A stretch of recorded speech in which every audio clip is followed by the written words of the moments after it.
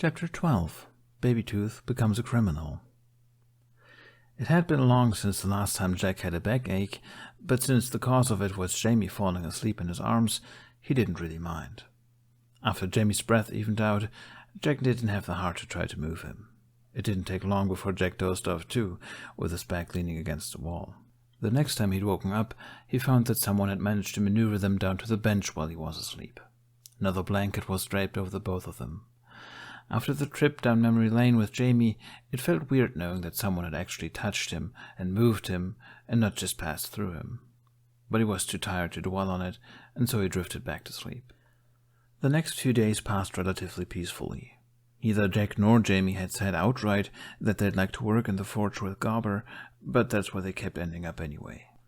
Mostly for Jamie's sake, because 300 years still hadn't made Jack into a handyman.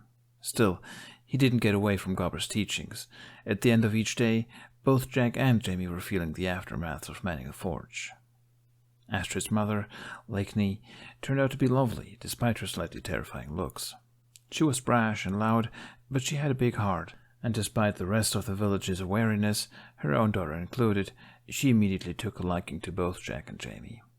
Jack really only saw her in the mornings and in the evenings, but it still didn't take more than a couple of days before Jack felt mostly at ease around her. There was just something warm and trustworthy about her that made Jack want to lower his guard.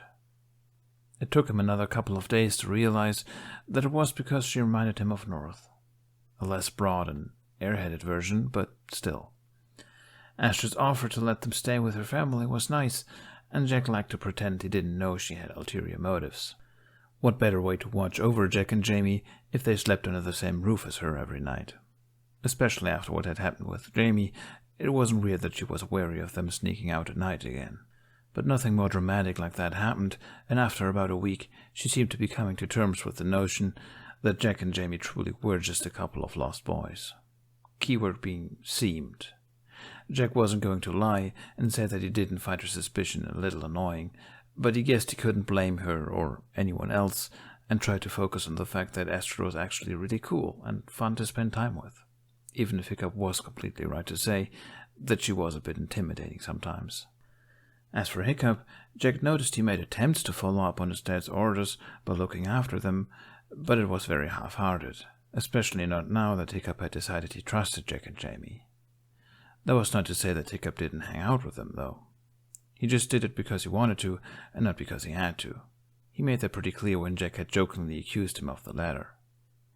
When Hiccup wasn't spending time with them, Jack was incredibly curious to know what he and his friends were doing. Flying with their dragons, that much was obvious. Hiccup had mentioned training a couple of times, but Jack couldn't know what that entailed. And then there was something else that had really piqued his interest. Dragon racing. It had been mentioned in passing a couple of times, but Jack never got the opportunity to ask for more details. Then there was Jamie. Jamie's mood had changed ever since Jack told him about his past. Not in a bad way, but there was definitely something that felt different between them now. Lighter or easier somehow. Closer. At the same time, Jack could tell that Jamie was a bit rattled about it all, because he kept catching him gazing at Jack with a deep frown on his face, like his brain was still trying to process all that had been said. Truth was, Jack had expected to reveal even more than he had. If it meant improving Jamie's mood and making him feel even just a little bit safer, he would have told him everything. But it seemed Jamie was satisfied for the time being, despite those long looks he'd sent Jack every once in a while. And maybe it was for the best. Jack didn't know if he was ready to tell him about Jackson Overland and how his story ended. Of course, life on Berk was not a bed of roses. While Jack was glad that Jamie felt more comfortable around him now, it also meant that he'd much rather spend time with Jack than any of the other kids. Jack couldn't really blame him. These were the kids of history's most infamous barbarians. It was not surprising they were a bit rough around the edges. It was all right as long as Jack was nearby, which he often was, since the kids had taken a liking to him. But the moment Jack had to leave, Jamie left with him, offering no chance for the kids to get to know just Jamie instead of Jack and Jamie. Though after that first dinner in the Great Hall, there was one thing that hadn't been mentioned again, something Jack couldn't stop thinking about, or rather, someone. The Snow Queen. From what he'd gathered from the kids during dinner, Jamie had heard about her from them. According to the kids and Toughnut, the Snow Queen was the one who brought devastating winter to the island. Nobody, except for Toughnut, really believed that she was anything other than a fairy tale, but of course Jamie, being the way he was, had jumped to her defense. It was heartwarming in a way only Jack could understand. Some people also regarded Jack Frost as a fiend who draped the dark, icy blanket of winter over the world. Jamie Bennet knew that wasn't true, refusing to let any winter spirit slander pass, and Jack loved him for it. However, as much as he admired the strength of Jamie's belief, chances were that the Snow Queen really was just a fairy tale. But also, chances were that she was much more than that. Maybe Jack had just been looking for the wrong spirits. The Guardians might not exist yet, but who knew what other kind of entities roamed these islands? Could that be their ticket home? "You're going to get wrinkles if you keep frowning like that." Jack looked up only after Jamie nudged him. He'd been too deep in thought both to hear Hiccup approaching and to remember that people actually spoke to him now. They were sitting on the same little cliff where they'd spoken to Fishlegs during their tour of Berk. It was a nice and slightly secluded little place, and the view of the ocean was beautiful and calming. Jack raised a brow at Hiccup. "I don't want to hear that from you," he said. Hiccup grinned and sat down beside him. "I keep finding you two here," he observed. "It's nice to cool down here after being cooped up in the forge," Jack admitted. "And I like the view. That's one thing I miss from living with Gothi." "Life is more boring down on the ground," Jamie said, sending Hiccup a long look. Jack laughed at Hiccup's guilty expression. Jamie wasn't much of a pesterer, but he'd pestered Hiccup in his own way, by making innocent comments about how wonderful it would be to ride on a dragon, and the chances were he'd never get the chance to do so before he and Jack went home, and oh, how happy he'd be if he got the chance to try it at least once. It probably seemed a whole lot subtler in Jamie's mind. Hiccup scratched his cheek. I guess so," he replied awkwardly. Jamie pursed his lips and looked around. "With Toothless?" he asked. "Playing with Stormfly, last I saw him," Hiccup said with a shrug. "He's grumpy because I can't fly with him today. Like I want to deal with this mess any more than he does." He rolled his eyes. Jack frowned. "What mess?" "Oh, I don't even know," Hiccup murmured, rubbing the space between his brows. "Probably nothing. Every, third moon cycle or whatever, the village grows bored and finds something to panic about. Usually it's the twins' fault. Don't ask me how they do it. Either way, it takes a lot of time to convince them all that not everything is a bad omen and that they're in any danger." He shook his head exasperatedly. "Weird," Jack said. "I haven't heard anything about it." Hiccup's smile was grim. "Yeah, that's probably because they think you two have something to do with it." Jamie gave a quiet groan, and Jack wholeheartedly agreed. "Well, I'm not surprised," Jack said, rolling his eyes. "I wouldn't think too much about it," Hiccup said apologetically. "Episodes like this usually pass on their own eventually. Probably won't be like the time the village blamed Toothless for bringing down the wrath of Thor. If I hadn't figured out metal attracts lightning in time..." He trailed off and shuddered. Jamie was giving Hiccup a weird look. "You figured that out yourself?" he asked. "By accident," Hiccup explained. "And apparently that ordeal ended with me sinking to the bottom of the ocean. Not that I remember any of it, because I was unconscious by that point." Jack's heart did a jump. "And you survived?" he asked. "Well, obviously, I wouldn't be here if I didn't." "Oh, yeah, obviously." Jack scratched his head. "Well, what's the panic this time?" Hiccup's right temple was the place that needed rubbing this time. Jack wondered how often Hiccup was plaguing with headaches. Personally, he wasn't all that familiar with them, but he suspected Hiccup was more prone to overthinking than he was. Well, at least that used to be the case. "Something about teeth?" Hiccup said. "Not sure that connects with the two of you, but I guess you've brought with you some curse or whatever." Jack met Jamie's eyes, and Jack knew they were both thinking the same thing. "Teeth?" Jack repeated. "Teeth," Hiccup confirmed. "I don't suppose you've invited your tooth enthusiast friend over?" Babytooth chirped hopefully. No," Jack said with a chuckle that came out just a little bit forced. "What exactly are the villagers saying?" "Some people have reported their kids' baby teeth missing," Hiccup said.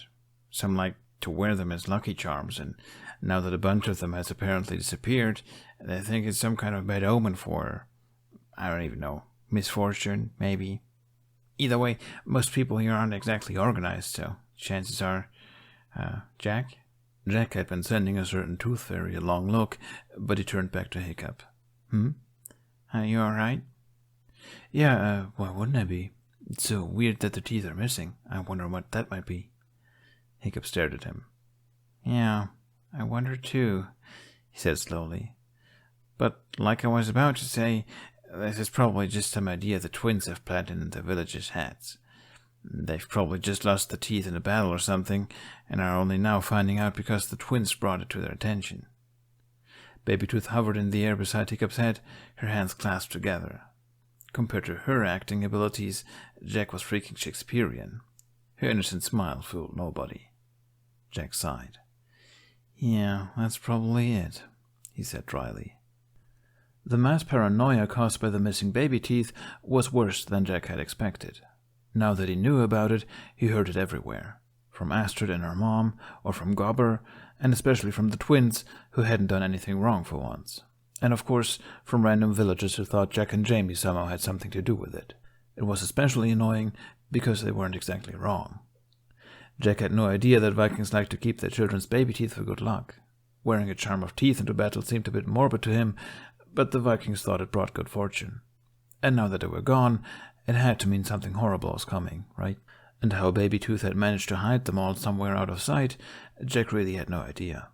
Maybe she could make them invisible or something, because even when she presented to him a little bundle filled with tiny teeth, he still didn't understand where she'd been keeping them. And Jack felt like Baby Tooth was always at their side, so how had she gotten the time to go around collecting teeth anyway? During the night, he guessed. Now that he thought about it, she usually wasn't around during dinner either. How long had this been going on? Both Astrid and her mom were out for the time being. Jack sat with a bundle of teeth in his hand, at a loss of what to do. Baby Tooth chirped, and Jack made a sound somewhere between a sigh and a chuckle. You and Tooth, honestly, he mumbled. We're not home right now, Baby Tooth. You can't just steal people's teeth. Baby Tooth chirped indignantly. Jack frowned. Do you even have any gifts to leave? He asked, then raised a brow at her answer. Pretty stones and berries, huh? Jamie was holding back a laugh. Can't you just put them back? He asked. Jack had thought about that, but he shook his head. People already know they're gone, he said. Putting them back like nothing happened might not solve their panic. If they really think someone has stolen them, then I guess we have to give them back with some sort of explanation. Somehow. Baby Tooth did not look happy about this plan. Jack deadpanned. Baby Tooth, what were you planning on doing anyway? There's no Tooth Palace here, and you couldn't have brought them back to the present. There's no way to give the memories back to the kids then, is it? Baby Tooth chirped something that sounded like, I don't know, along with a pout. Jack studied her for a few moments before he sighed again and held out his hand. Baby Tooth landed on it, looking up at Jack with a mix of stubbornness and sadness. I know it's hard, he said, but we'll get back home, all right? You just have to hold on for now. She held his gaze for a few seconds and only seemed to relent when Jack's lips quirked up in a reassuring smile. Then she looked away shyly and nodded. And then the door opened. Jack jumped and hid the teeth pouch under the blankets, and Baby Tooth jumped onto his shoulder. Astrid poked her head inside and frowned at them. Why are you cooped up in here? She asked. It's almost dinner. You coming? Jack exchanged a brief look with Jamie. Oh, yeah, I'm starving, he said, getting to his feet, leaving the tooth pouch hidden beneath the blankets. As they walked up the stairs to the great hall, the gears in Jack's horn turned to figure out the best way they could solve this tooth problem.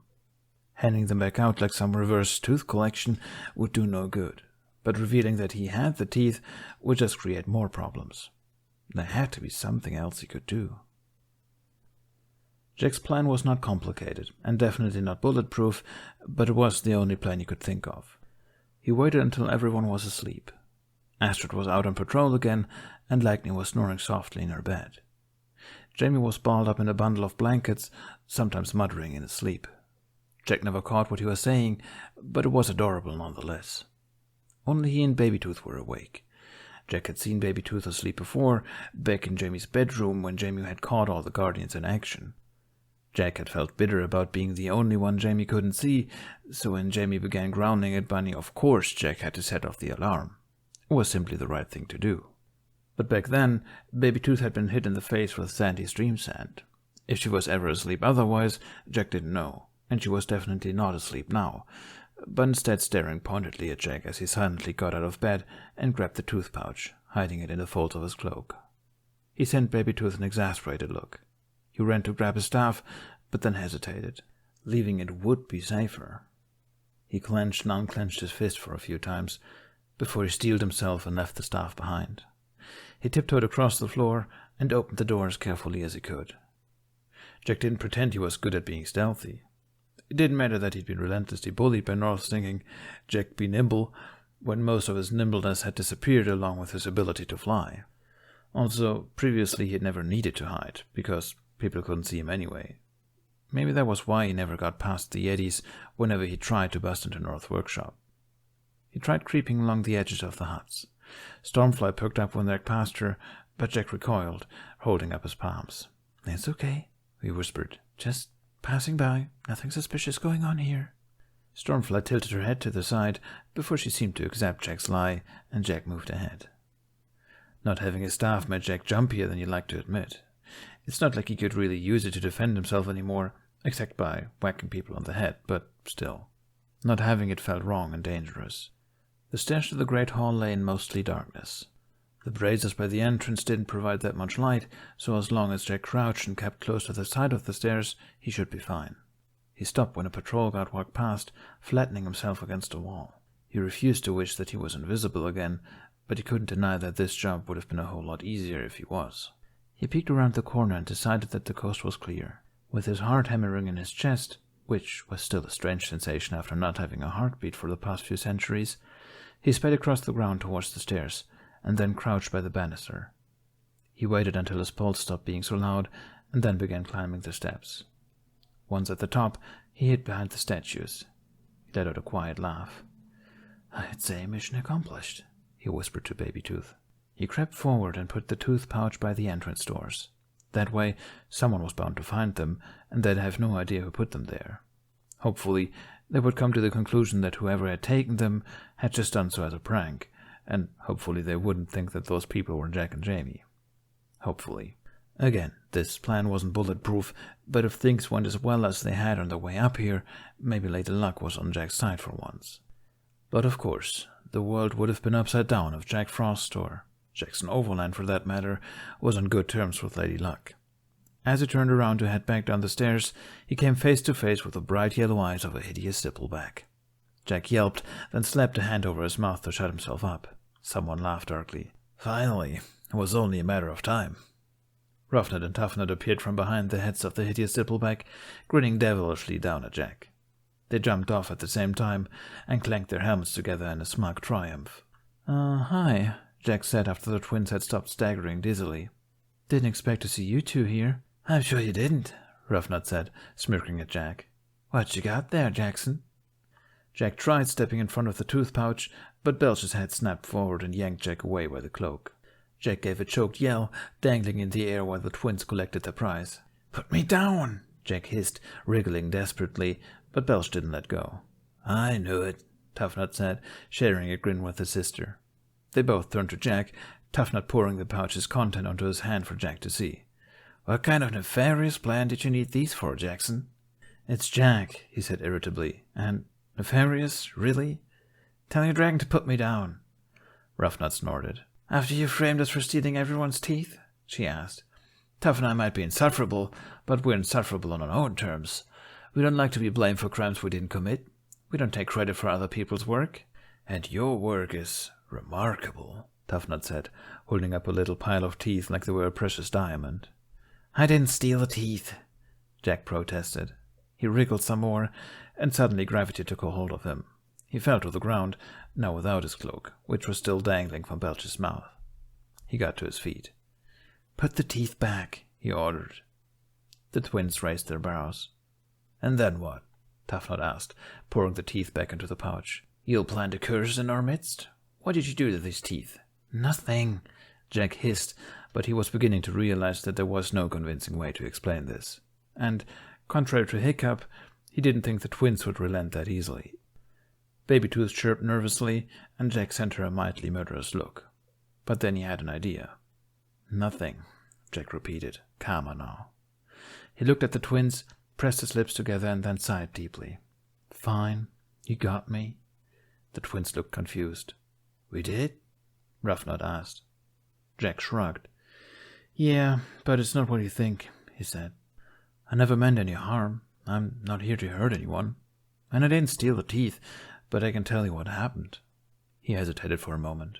The part of his brain that was still sane screamed at him to shut up, but now it already opened his big mouth. I'll tell you everything. The twins exchanged a look. But, Jack said, getting their attention again, you have to promise not to tell anyone. Roughnut narrowed her eyes. And why should we do that? That was a good question. Jack shrugged nonchalantly. I know you're both going around spreading rumors about who I am, he said, and I know you're both very anxious to figure it out. I mean, what kind of people appears in a blizzard out of nowhere with amnesia and everything? He made a dramatic pause, then leaned a bit closer to them. But I'll tell you, as long as you keep it to yourself. So you do remember, Toughnut said. Jack just looked at them silently, because the twins hadn't promised anything yet. They shared another look, before they both grabbed Jack and hauled him back behind one of the statues. Barf and Belch followed, crouching behind the statue as well, which left very little room for the rest of them. Jack was wedged between the wall and the twins. All right, Toughnut said. We promise not to tell on you, if you promise to tell us the truth. Are you a troll? Jack snorted. No. Toughnut frowned. What? You both have to promise first, Jack said. He didn't even know if the twins would keep their word, but it was worth a try. We promise, they said in unison. Jack smiled. Good, he said. Let's see. First of all, I didn't take the teeth, but I know who did. Babytooth protested. But it was just a misunderstanding. She had good intentions and never meant to cause any harm, Jack quickly said. But since it's my fault we appeared on Berk in the first place, I'll gladly take the blame. I just don't want to get any more trouble. The twins looked confused. Your fault? Roughnut repeated. How? Jack took a deep breath. Here goes nothing, he thought. My name hasn't been Jackson Overland for a very long time. For 300 years, I've been called Jack Frost. I was a winter spirit, but I got into trouble with a magical creature that sent me, Jamie, and Babytooth back in time, and we landed here in Berk.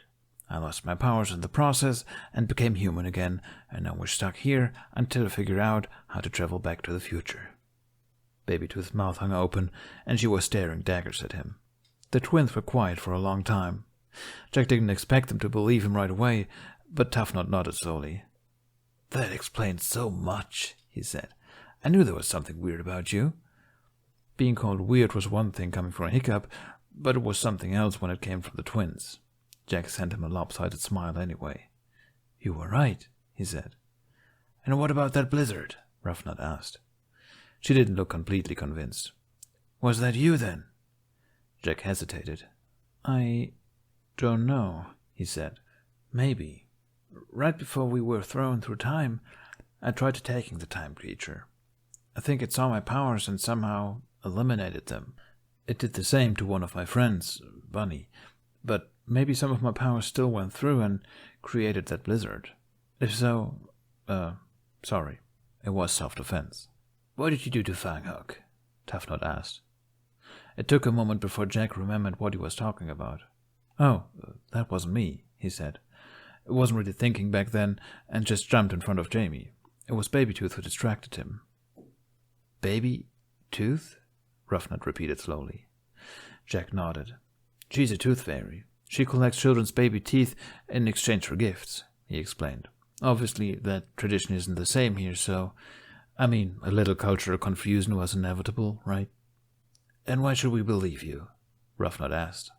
Jack shrugged. It's the truth, he said.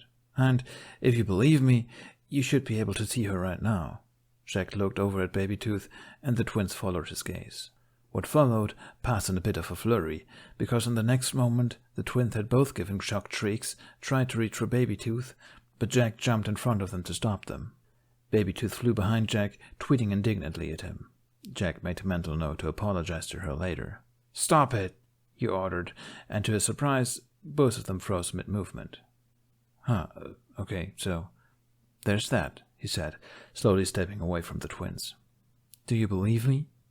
The twins' eyes were fixed on Baby Tooth, both their mouths hanging open. Fairies are evil, you know, Toughnut said. Jack raised his brows.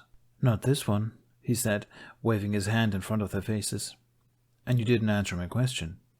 They tentatively looked back at him. You're a winter spirit, Roughnut asked. Jack averted his eyes. Was, he corrected. And you're from the future, Toughnut asked. Jack nodded. How far in the future? I'm not sure. About 1,000 years, maybe? Whoa, what's it like? Jack sent them both a serious look. This is why I need you to keep quiet about this, he said. I can't tell you about the future. What if it changes things? And if people find out about my identity, it's just too risky. I don't know what would happen, so I'm trying to keep a low profile, though it's not always easy, as you can see. The twins nodded, and Roughnut frowned. Why are you telling us this? She asked. That was a good question. Jack looked intently at both of them. I thought that if anyone would believe me, it would be you two, he said. I need some allies. Someone that can help me out if I get into another mess like this. Navigating this time era isn't easy without raising suspicion. No one can know about this. Did you say you were 300 years old? Roughnut asked. Jack swallowed down his impatience. And 18, he said with a smile. Do you understand why you can't tell anyone? Do all winter spirits like to be barefoot? Toughnut asked. Focus, Jack snapped, and the twins jerked back a little. He frowned, gesturing exasperatedly. What? I don't have any powers now? I'm not going to zap you or anything. Roughnut looked a bit doubtful. Would you if you had them? She asked. Jack stared at her before he gave a laugh, because that notion was ridiculous. No, he said. Look, I'm not a bad guy. Like I said, I'm not here to cause any harm.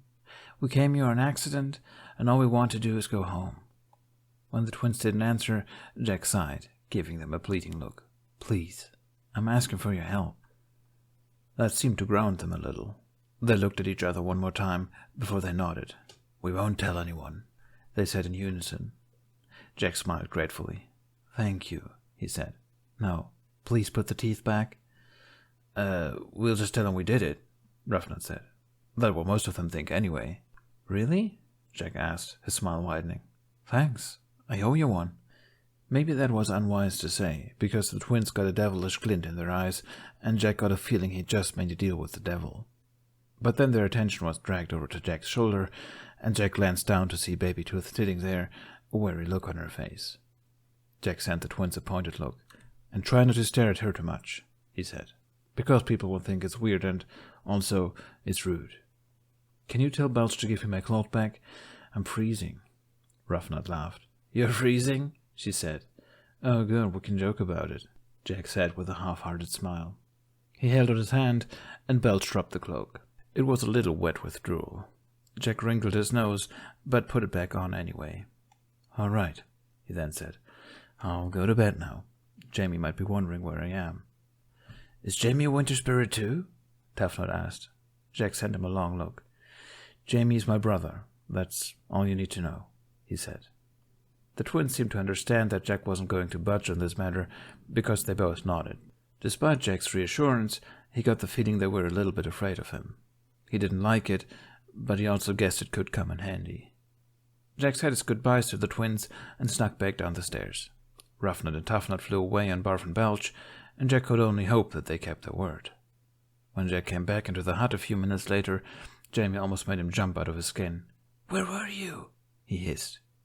Jack put a hand on his chest. Jamie, he breathed. You're awake. Jamie frowned at him, silently demanding an answer. Jack swallowed. I may or may not just have done something very stupid. Hiccup thought it was a little bit strange that the twins suddenly decided to come clean. Stealing teeth wasn't exactly their style, and he was sure that they had to have some kind of ulterior motive by admitting it. Giving the teeth back didn't help much, because the teeth were all mixed together, so nobody could know which belonged to who. But at least the village wasn't on the brink of mass panic anymore. The next few days passed in a breeze. Hiccup got to focus on its usual activities, and after everything that had happened in the past days, things felt so normal it was almost weird. Jack and Jamie seemed to be finding their place in the village, slowly but surely. There were still a few suspicious villagers, but after almost 2 weeks they seemed to understand that there was no point in being wary around them. Even Stoic had begun to relax, though Hiccup suspected he would be the last person to trust any outsiders 100%. After what had happened with Heather and Johann, especially the latter, Hiccup couldn't really blame him. The next dragon race was approaching rapidly, and Hiccup found himself looking forward to it. It felt like the first time since before the battle against Krogan that the village had done something fun, just for the sake of having fun. They'd all been preparing diligently, but Hiccup still thought that his and Tooth's odds were the highest. This day, however, was reserved for another type of training, close combat. It had been a while since they trained together like this as well. Hiccup was pretty sure they hadn't done it since leaving the Edge, and he was feeling a little rusty. He wouldn't bet on his chances against Astrid, who trained with her axe almost daily. And besides, they were just training anyway, just sparring. It wasn't a competition. Hiccup and Toothless were flying towards the arena. He was probably a little late, because he dragged out his time flying with Toothless again, but being on schedule had never really been one of his strengths. So he wasn't surprised when he saw that the others were already inside the arena. He was, however, surprised when he saw a couple more figures than usual. Toothless flew in through the entrance and landed smoothly. "Oh, so you decided to show up," Snotlout immediately drawled, crossing his arms. "Good morning to you too, Snotlout," Hiccup said, and dismounted Toothless. Snotlout started to argue that it wasn't morning anymore, but Hiccup ignored him when his eyes fell on Jack and Jamie, who were talking to Roughnut and Toughnut. If that wasn't strange enough by itself, they also seemed to be having a nice, non-threatening conversation. Jack spotted Hiccup and sent him a cheerful smile. "What are you doing here?" Hiccup asked as he walked over to them. Jack shrugged. "Was bored," he said. "Tough said you were going to spar, so I figured it would be fun to watch." "Watch," Hiccup repeated, raising a brow. "You know my dad won't be happy about this." "Won't be happy about what?" Roughnut said in mock confusion. "I don't see anyone but us in here. Or what, Toughnut?" "Definitely not a Jack inside," Toughnut agreed. Jack's eyebrows twitched, like Roughnut and Toughnut were being slightly distasteful, but his expression smoothed out the following second. "See," he said to Hiccup, "as far as your dad knows, we were never here." Hiccup huffed a laugh. "If you say so." He glanced over at Snotlout, who was bragging about something or other to Astrid and Fishlegs. "Sure you don't want to do more than just watch?" he then asked, looking back at Jack again. Jamie seemed to like this idea, grinning at Jack, but Jack hesitated. I don't know," he said. "I'm a little rusty." "So am I," Hiccup said. Truth was, he was very curious to see what Jack was capable of, which he had been ever since Jack had decked Snotlout in the forge. "We're just sparring for fun. It's not a competition or anything." "That's what he says, but just you wait," Astrid said, coming up to stand beside Hiccup. She sent him a smirk. "I know you've been neglecting your training, Hiccup. You'll regret that." Hiccup felt his previous conviction fall out the window. This was officially a competition. Astrid looked at Jack, and her brows furrowed. "Your hand," she said. "Did you take the splint off?" Jack looked down at his hand, and Hiccup realized only then that it wasn't bandaged anymore. Jack flexed his wrist and then shrugged. "It didn't hurt anymore," he said. "I guess the injury just wasn't that bad after all." Astrid stepped forward and carefully took his arm, turning it over. "Doesn't hurt at all?" she asked, then hummed thoughtfully when Jack shook his head. "Weird. Air must be looking out for you." "Air?" "The goddess of healing," Astrid said, letting go of his arm.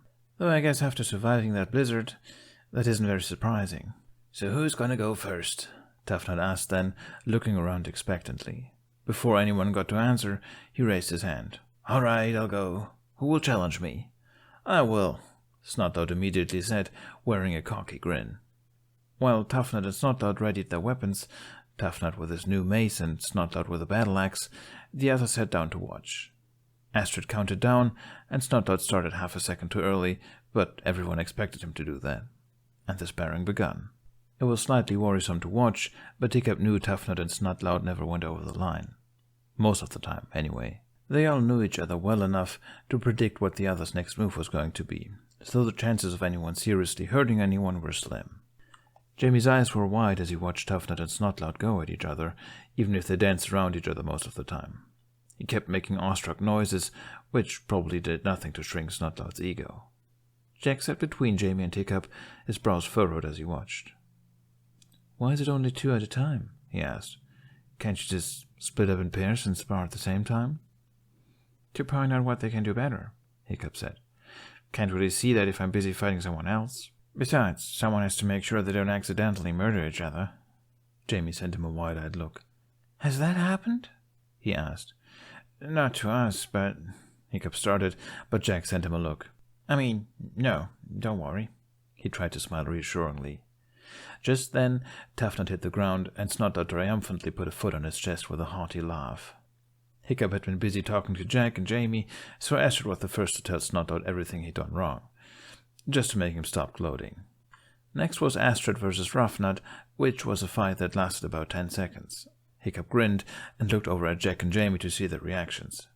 Jamie looked like he'd just fallen from the sky, and Jack was wearing a stunned grin. Astrid helped Roughnut up, then sent Hiccup a meaningful look.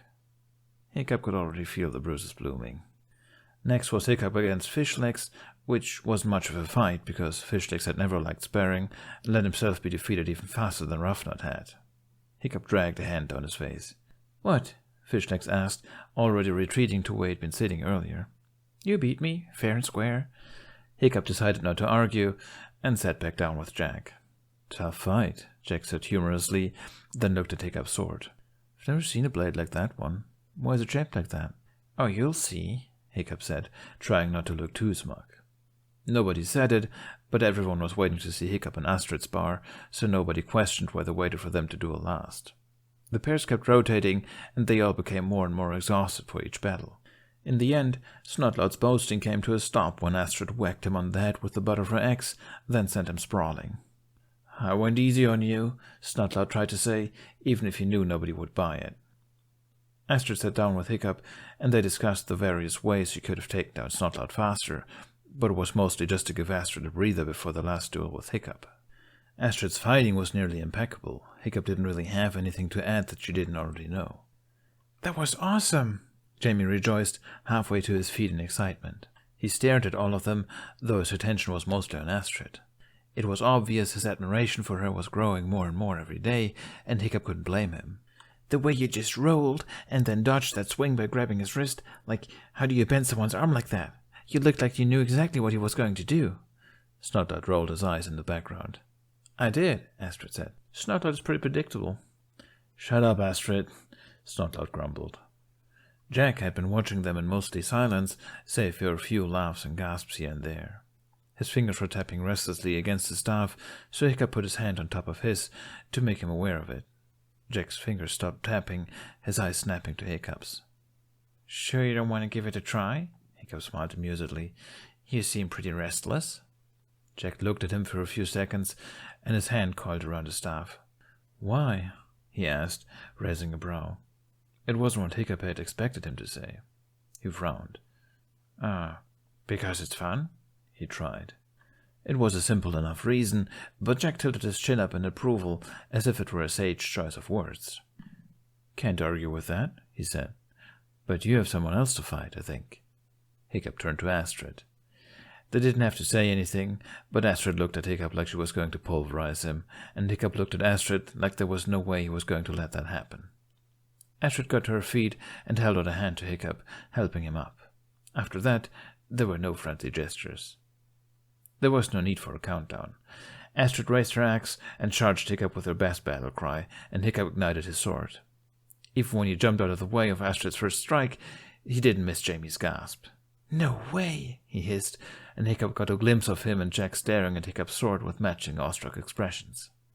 And then his focus was forced back on Astrid, who didn't wait long to try and strike again. Hiccup met the hilt of her axe with his sword and pushed her away.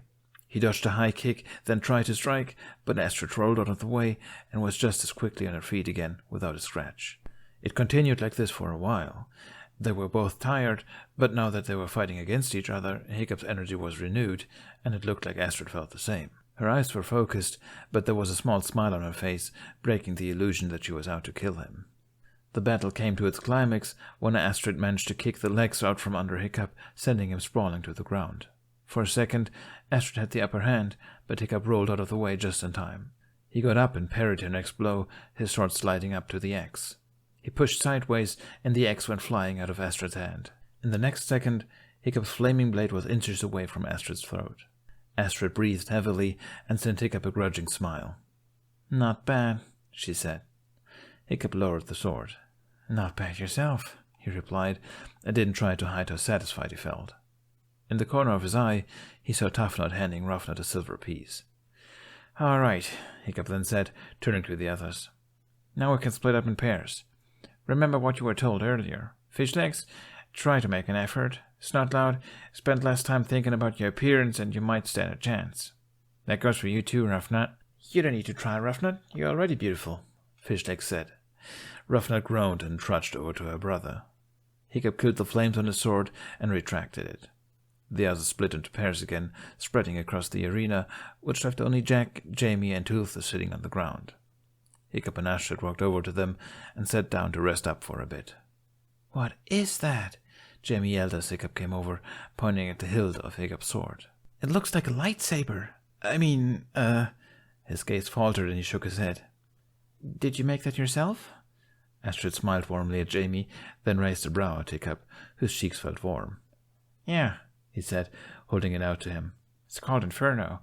The hilt contains monstrous nightmare saliva and hideous zippleback gas. It's retractable so that it can soak in the saliva inside the hilt, and then..." The blade slid out from the hilt, and Hiccup ignited it again. Jack jerked back a little before giving a laugh that sounded both impressed and nervous. "That's incredible," he said. "But won't it set fire to, everything?" Hiccup shook his head, retracting the sword. "Only if I intend to set something on fire," he said.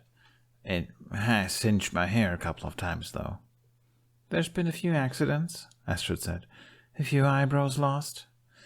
"Accidents which have all been prevented now," Hiccup said, flipping the hilt in his hand. "It's completely harmless. Well, as harmless as a weapon can be." "Can I try?" Jamie asked. Hiccup hesitated and glanced at Jack. Jack just shrugged. "Yeah, just hold it like this and whoa!" He jumped out of the way when the sword almost impaled him. "Try not to, stab anyone." Jamie grimaced. "Sorry," he whispered. "No worries. Now, hold it away from your face and click this thing." Jack subtly inched away from Jamie before Jamie ignited the sword, even if the blade wasn't even near him. Jamie gave a triumphant laugh, holding the sword as far away from his face as he possibly could. His arms were shaking a little from the strain. "That's so cool," he gawked. He looked at Hiccup. "Can I learn how to use a sword like this?" You can at least learn how to use a sword, I think," Hiccup said, glancing at Jack again. He tilted his head to the side. You do have an older brother who apparently knows how to fight." Jack blinked. "Not with a sword," he said. "I'm just saying, maybe fighting with sticks is less dangerous than fighting with swords when you're a beginner," Hiccup pointed out. "It's not a stick," Jack mumbled, bringing his staff closer. Jamie retracted Inferno, then turned to Jack. He had a hopeful look in his eyes, but he didn't say anything. Hiccup held back a laugh. This was textbook puppy dog eyes. Jack faltered. I don't even know if I can still fight," he said. "Why not?" Jamie asked, but then immediately followed the question with a dejected, "Oh, but you don't know for sure, right?" Hiccup didn't know what they were talking about, but it was clear it was a sensitive subject. Jack looked contemplatively down at his staff. He was pouting slightly. "I don't." "Then try," Astrid said, making Jack look up at her. There was a challenge in her raised brows. There were a few seconds of tense silence. "I'm just saying that when we get back home," Jamie said, "you wouldn't want to be out of practice, right? Imagine what Bunny would say." He smiled his best innocent smile, which Hiccup had by this point noticed only worked when he was actually innocent. Jack stared at him. A smile began growing on his face.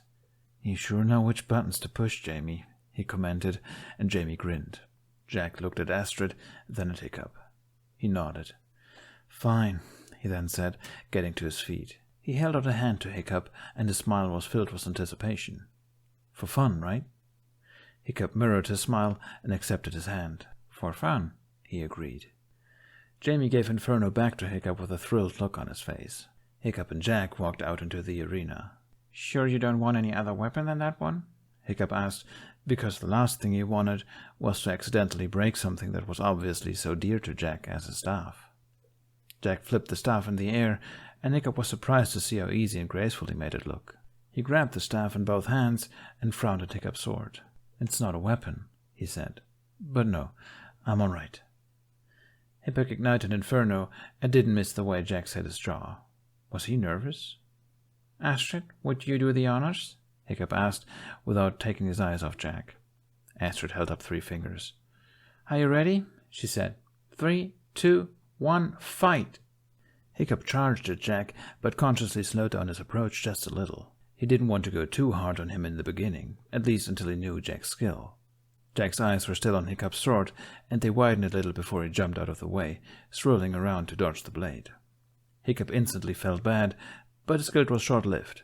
Jack's staff swung in the air so quickly and smoothly, Hiccup didn't register where it was going before the end had hit him in the ribs. "Ouch!" he yelped, jumping back.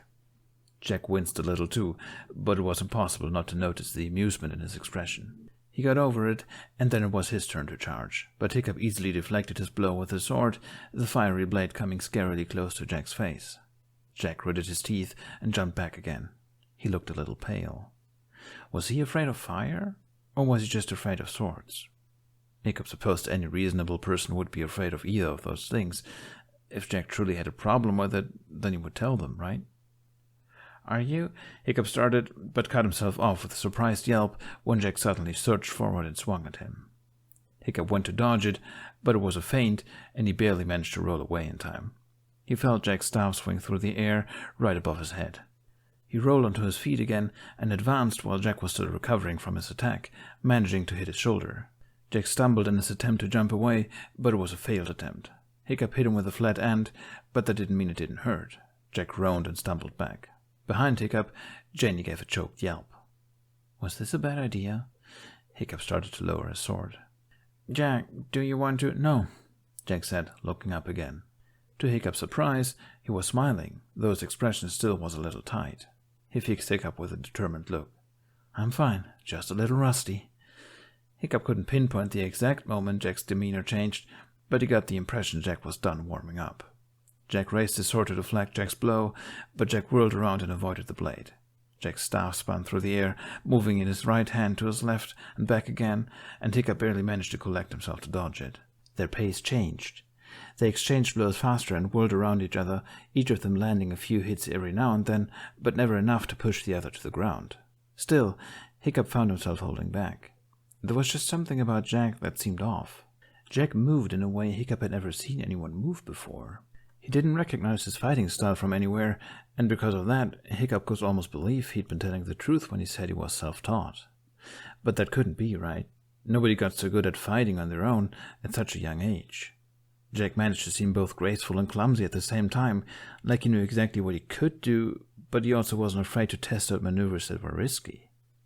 There was a bounce in his step that made it look like he was playing, but his gaze was focused and dark, his brows furrowed like he was thinking of something unpleasant. And Hiccup thought he knew why that was, because despite all of Jack's nimbleness and skill, there was something odd in the way he moved. It looked almost like he was overcome by a sudden dizziness, which sent him stumbling, even without Hiccup advancing on him, like the ground was moving beneath his feet. Hiccup had seen it before, back when Jack and Jamie first appeared. He had almost forgotten, because the weird stumbling had since vanished, but now that they were fighting, it seemed to be making a return. That was what caused the frown on Jack's face. He was annoyed for some reason. The fight continued for a minute or so before Hiccup managed to land a hit on Jack, which he only did because Jack had lost balance again. Jack jumped backwards and stumbled like he was surprised the ground was beneath him before falling on his ass. Hiccup almost laughed, but that would have been mean. Jack gave a frustrated growl and quickly pushed himself to his feet again. He went to attack, but had to change it to a block to avoid Inferno hitting him in the chest. Hiccup kept advancing on him, pushing Jack to the other end of the arena. Jack was struggling now. A few more seconds, and Hiccup would win. Jack's expression was a tight frown. He gritted his teeth and suddenly jumped away from Hiccup. Then he did something very weird, but very Jack-like. He jumped up on one foot and pulled off his boot. "Stupid, heavy," he muttered heatedly to himself, tossing both shoes away. Then he grinned wickedly at Hiccup and ran at him. Hiccup, who'd been momentarily dumbfounded by Jack's random impulses, gave a surprised yelp at the other's newfound gusto. Jack jumped sideways to avoid Inferno, but then jumped back in course just as quickly, and Hiccup stumbled back to avoid getting whacked in the face. He slashed, but Jack avoided the blade by crouching down and disappearing behind Hiccup. Hiccup acted quickly by turning with a sideway kick, but Jack jumped over his foot like it was the easiest thing in the world. There was no way getting rid of his shoes helped Jack this much. When he told Hiccup he thought his shoes were in the way, Hiccup hadn't realized he meant they were that much of an inconvenience. And yet here he was, and here Hiccup was, losing the upper hand to a Jack that was now grinning triumphantly and laughing. In the next moments, nobody managed to land a single hit. Hiccup's instinct took over. He didn't hold back, he couldn't hold back. The gasps and comments from their onlookers became distant background noise. They kept whirling around each other, jabbing, dodging, rolling, slashing, both of them giving it their all. Hiccup was surprised that he wasn't more exhausted.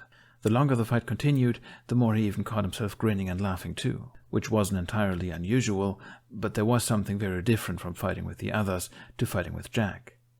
It wasn't just because of Jack's fighting style, it was something else, but Hiccup couldn't tell what it was. Hiccup had thought Jack was elegant before this, but there was nothing in comparison to the way he moved now. Hiccup almost wanted to give up, because he felt like he already knew where this fight was going, but at the same time, he never wanted it to end. Maybe it was just because Jack's fighting fascinated him, but he knew it was also because Jack's frown had turned into a boyish grin, and his groans and growls into laughs and playful battle cries. Hiccup struck low, and Jack dodged by doing something so completely out of the ordinary, Hiccup almost dropped his blade. In a flurry of movement, Jack jumped off the ground, not away from Hiccup, but towards him. One hand pressed down on Hiccup's shoulder, and Jack pushed off him, bounded through the air like he was flying, then landed on his feet behind him. And the next second, Jack's staff smacked against Hiccup's hand, making Inferno clatter to the ground. Hiccup tried whirling around again, but when he did, Jack's foot collided with his torso, and he went sprawling. When the world stopped spinning, he looked up at Jack standing above him with his staff pointed at his face like a spear. Hiccup's breath had already left him, but if he'd still had it, it definitely would have been knocked out of him at the sight of Jack's expression. He looked warrior-like, was the first thing Hiccup could think of. But at the same time, not at all, because of the childlike glee playing in his hazel eyes. Jack laughed, his expression relaxing as he lowered his staff. Only then did Hiccup notice how out of breath they both were. Jack offered Hiccup his hand again. "Happy now?" he asked. Hiccup was probably smiling like an idiot. He grabbed Jack's hand and staggered to his feet. "Very," he replied. Jack beamed at him. Then he suddenly stumbled forward, like his legs couldn't hold his weight, and Hiccup caught him in surprise. "Whoa, sorry," Jack said breathlessly, leaning on both his staff and Hiccup to remain standing. "Are you okay?" Hiccup asked, trying to meet Jack's drooping eyes. Jack laughed airily and nodded. "Yeah, I think I overextended myself or something," he said, sounding exasperated. "My shape isn't what it used to be." "You sound like an old man," he snorted. Their eyes met then, and Jack's eyes twinkled with mirth. "I guess I do," he said. Then his eyes landed on something behind Hiccup, and his smile faltered a little. Hiccup followed his gaze. The rest of the gang were all watching, with various looks of astonishment on their faces. Jamie was grinning, Astrid looked almost angry in the way she did when she was surprised, and the twins seemed strangely pale. Even Toothless looked taken aback. Jack cleared his throat and bowed jokingly. "Ta-da! Show's over," he said with a slightly sheepish laugh. That set the gang into action, and the next moment they'd all flocked around Jack with words of bewilderment and questions and compliments. Hiccup was reminded of the time when he'd just been starting to figure out dragons, and for the first time got attention and admiration from the others. That's why he didn't feel too bad when he was forgotten in the background, while Jack got all the praise. Jack looked a bit overwhelmed at first, but he was quick to smile again. Hiccup left him to it, retrieved Inferno, then walked over to where Jamie was still sitting, still wearing that proud smile on his face. Hiccup sat down beside him with a heavy sigh. "That was harsh," he muttered. Jamie giggled. "You looked like you were having fun, though," he said. Hiccup gazed over at the others. Jack was laughing, and as if he noticed Hiccup's eyes on him, he looked back and met his gaze. He quirked a brow, and his smile turned into something more private, but still somewhat teasing. Hiccup chuckled. "Yeah, it was fun," he agreed.